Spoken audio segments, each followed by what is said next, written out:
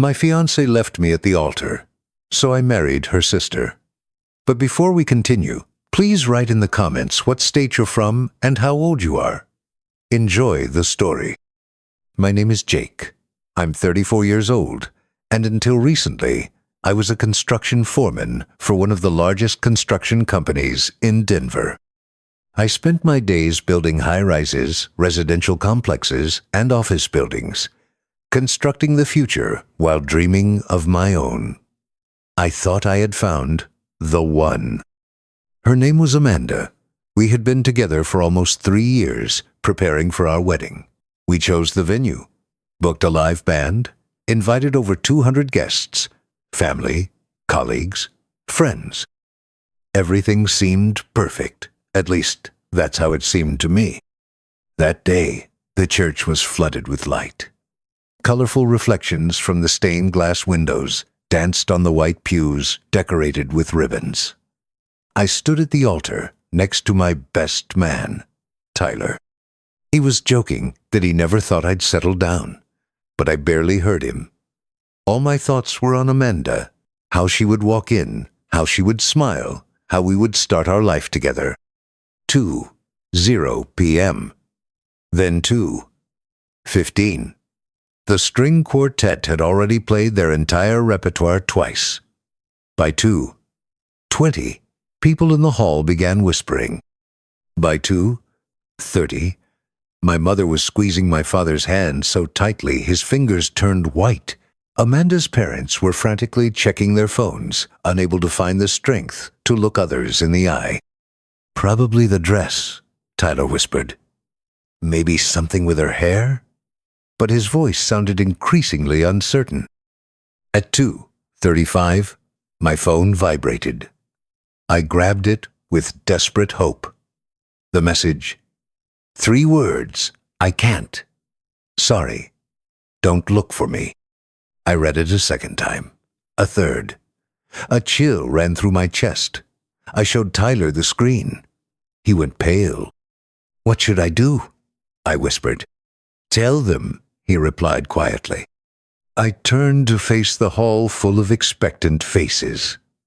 "Thank you all for coming," I began, surprised at how calm my voice sounded. "But there won't be a wedding. Amanda isn't coming." The buzz was like a vacuum. Someone cried out. Someone stood up. Amanda's mother burst into tears. Her father was calling someone, probably his daughter. People began to leave, shaking my hand as if I had suffered a death. Only one person truly approached me, her younger sister, Rachel. She took my hands. "Jake, I'm sorry. This is unforgivable. Tell me what I can do." I said nothing and just walked out. The next week passed in a fog. I drove straight from the church to the nearest store, bought a bottle of whiskey, locked myself in my apartment, and turned off my phone. Tyler came that night, took away my car keys, poured the remaining alcohol down the sink, ordered pizza, and turned on football. We sat in silence. A week later, I returned to work. For the first time in my life, I had taken time off, and now I was arriving earlier than everyone and leaving last. I lost 15 pounds in a month. Colleagues looked at me with pity. It was even worse than the pain. Amanda had vanished. Social media closed, phone out of service. Her parents kept calling. Her mother cried. Her father apologized for not keeping a closer eye on her. "She made a terrible mistake, Jake. To us, you were already like a son." But I couldn't answer them. Every call reopened the wound. 3 weeks passed. Then one evening, there was a knock at the door. I didn't want to answer, but I did. Rachel stood on the threshold, holding a casserole dish, determination in her eyes. "You look terrible," she said, walking past me. "Thanks," I mumbled uncertainly, touching my unshaven cheek. "When was the last time you ate something not from the microwave?" She removed the foil. It smelled like lasagna. My stomach growled loudly. Rachel skillfully found dishes and set out dinner. I stood awkwardly in my baggy pants, feeling shame about my condition for the first time. "Why did you come?" I asked. She looked me in the eyes. "Because you shouldn't be alone, and because I know why Amanda left. You need to hear this." I froze. "She's physically fine, but what she did to you, it's more complicated. You deserve to know the truth." We sat at the kitchen table. The lasagna grew cold, but I no longer cared. My appetite disappeared, along with my peace of mind. Rachel twisted a napkin in her hands, avoiding my gaze. "Just tell me," I asked, preparing for the worst. She took a deep breath. "His name is Derek Thompson." From her past. The name hit like a hammer. I knew who that was. Amanda's ex. She had mentioned him in passing, toxic, volatile, long in the past. "What about him?" I asked. "She never broke up with him, Jake. The whole time you were together, she was still seeing him." I stood up, pushing back my chair. "That's insane. We lived together, planned a wedding. How is that possible?" She led a double life. Girls' nights, business trips, working late. Often it was him.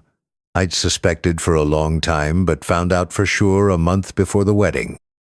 I told her, "Either you tell him everything yourself, or I will." She promised she would end it with him. I believed her. I leaned against the kitchen cabinet, gripping the countertop. Moments began flashing before my eyes. How she would turn her phone screen away, strange mood swings, sudden trips. I had attributed everything to stress. "How long did you know?" I asked, my voice breaking. "Several months, but I had no proof until I saw them together. That's when I forced her to confess." "And you decided to bring me lasagna? Is this compensation?" I slammed my fist on the table. Rachel flinched, but didn't leave. "You're right. I'm guilty of staying silent. But I came because you don't deserve to feel guilty. She betrayed you, and you just loved."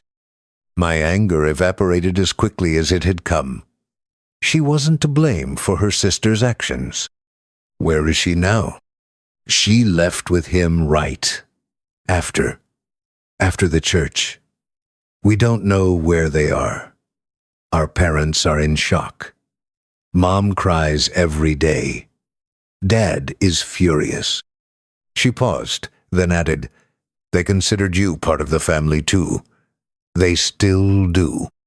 I slowly sat back down, wiping my face with my palm. It hurt, but there was a strange relief. I hadn't gone crazy. I hadn't ruined everything. "Why are you telling me all this?" I asked. Rachel looked up. "Because you deserve to know the truth, and because I don't want you to disappear. Too many people pretend everything's fine, but you're alive, and you'll get through this." I looked at her. The same appearance as Amanda, but inside, completely different. Real, without masks. "Thank you," I said, "for the truth and for the food." She smiled weakly. "It's the least I could do." After that evening, Rachel started visiting more often, sometimes with soup, sometimes with pie, sometimes just because she was passing by. And I didn't turn her away. There was no falseness with her. She didn't pity me or suggest I meet one nice girl like others did. She just sat beside me when the silence became suffocating. One day, she looked around my empty living room and said, "You need a hobby. You work yourself to exhaustion." "Cross-stitch?" I smirked. "Rock climbing. I go twice a week." She showed me a photo on her phone, her at the top, wearing a helmet with shining eyes. "It helps relieve stress." I shrugged. "Well, challenge accepted. Let's try it." The next day, I stood at the base of a tall wall at the climbing gym, wearing a loose shirt and with doubt on my face. "Are you sure this will help?" I asked, looking up. "Scared construction worker?" Rachel smirked, checking my carabiners. "I don't climb walls. I design them." "Well, broaden your horizons. Let's go." She climbed first, confident, agile, as if shedding weight with each movement. I followed. At first, my legs shook, hands slipped, heart pounded. But then I found the rhythm. At some point, there was only me and the wall. No Amanda, no wedding, no emptiness, just rocks, height, and silence. When I came down, tired but light, Rachel patted me on the shoulder. "Well, did you like it?" I didn't think I'd say this, but yes, very much. From then on, it became our tradition. Twice a week, climbing gym, then dinner. Nothing extra, but everything changed. I began looking forward to these meetings, planning work schedules around them. Rachel didn't ask uncomfortable questions or touch on wounds. She was just there, truly present. With her, I could be silent and not feel lonely. One day, Tyler said, "You look like you've come back to life." "Maybe I really have," I admitted. One evening, after climbing and dinner, Rachel unexpectedly asked, "Do you still love her?" I could have avoided the answer, but I didn't. I loved who I thought she was, but I think that woman never existed. "Do you hate her?" I tried. I shrugged. "But it's exhausting. It's much easier to just let go." She nodded, put down her fork, and stole a French fry from my plate. "People get stuck in hatred, but you're moving forward. That's admirable." I looked at her and realized I no longer think about Amanda every day. Sometimes a whole evening passes with only Rachel in my thoughts. "Strange," I said. "I probably shouldn't think like this. You're her sister after all." "Don't think, feel," she replied. And between us hung a silence that held more meaning than any words. 2 more weeks passed. We spent more and more time together, driving around the city, hiking in the mountains, grabbing coffee on the go. Tyler and his wife invited us to dinner once.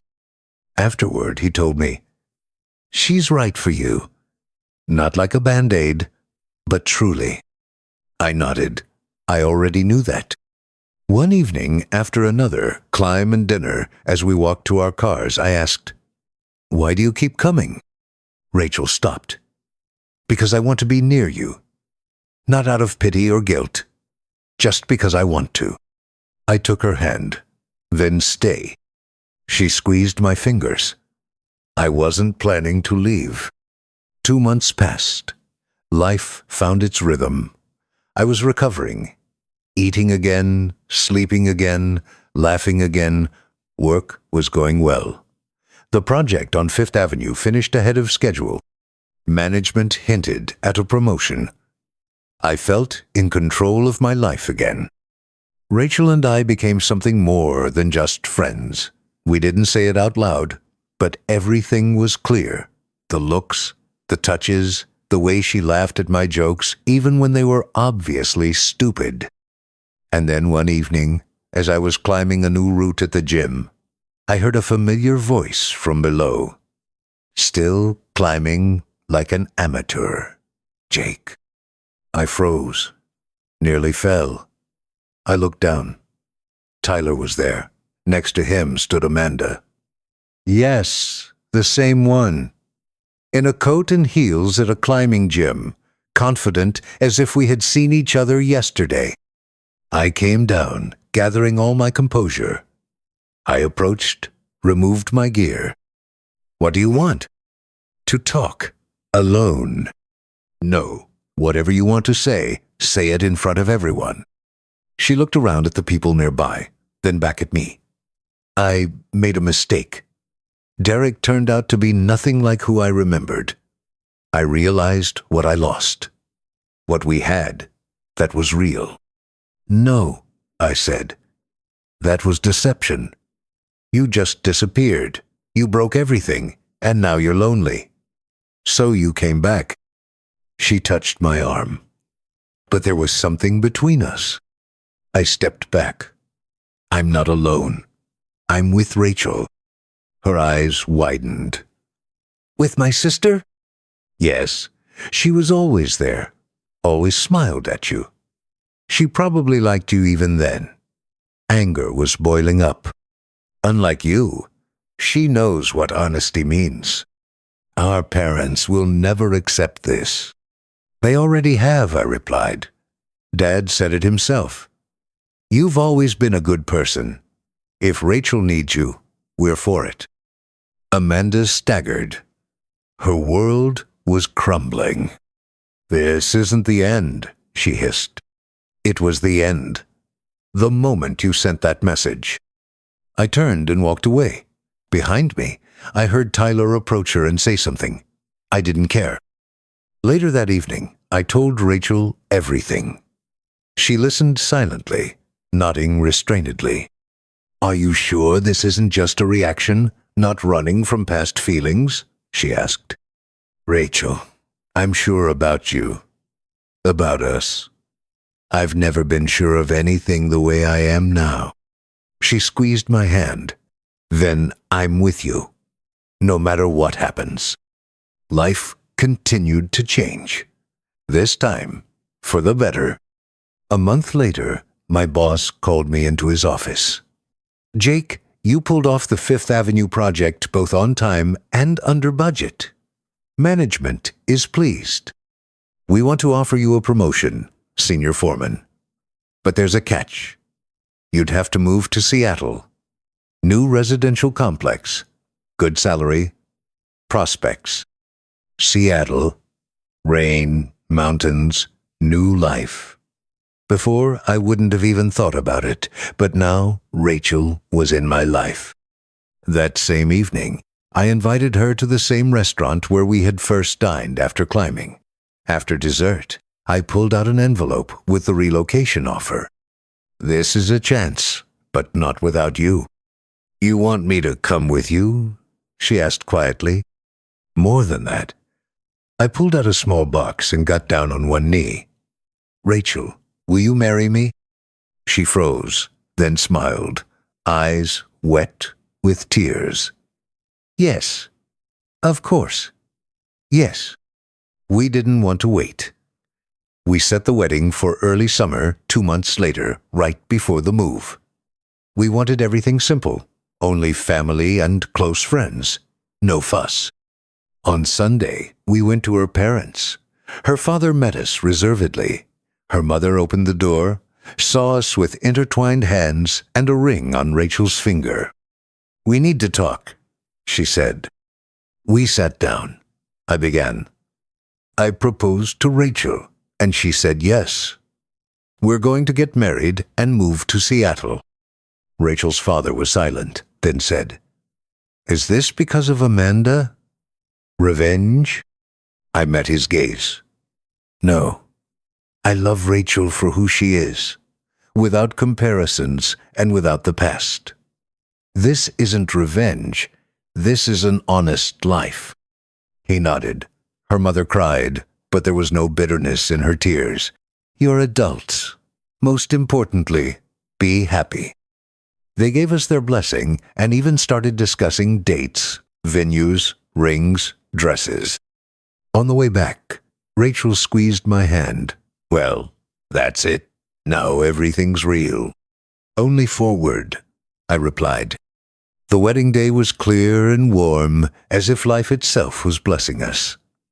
The ceremony took place at a small lakeside country house, surrounded by birches and our closest people, only 40 guests. No crowds, no glamour, no photographer with drones. Just silence, light, and sincerity. I stood at the altar in a strict suit, no tremor in my voice. When Rachel entered on her father's arm, my breath caught for a moment. Simple dress, hair down, no artifice. Just her, real strong mine. We exchanged vows. Rachel's voice trembled with tears, but not from pain, from happiness. I swear to walk beside you even when it's difficult, because you're someone I can trust. And I swear to be your home, without conditions or expectations. After the ceremony, Rachel's father, the same man who once knew me as his other daughter's fiancé, approached and said, "You've become even better. Take care of her. She's not like Amanda. She lives with her heart." "I know, and I love her exactly for that," I replied. A week later, we were loading things into a moving truck. The new project in Seattle was waiting. An apartment overlooking Elliott Bay, fresh air, a different life. "Ready?" I asked, getting behind the wheel. Rachel smiled, leaning back in her seat. "Always." We drove off. Rain drizzled on the windshield, but inside it was calm. No anxiety, no fear, just confidence. That night, among boxes and a mattress on the floor of our new apartment, I lay next to Rachel, listened to her breathing, and thought, 6 months ago, I stood alone at an altar, betrayed, humiliated. And now I'm here in a new city, with a woman who saw me at my weakest and stayed. Sometimes life breaks so it can come together correctly. Sometimes the sister who brings lasagna turns out to be the love of your life. And a wedding that didn't happen becomes the first step to one that truly had meaning. Thanks for reading. If the story touched you, please support with a like and subscribe. And don't forget to write in the comments what state you're from and how old you are. We're very interested to know.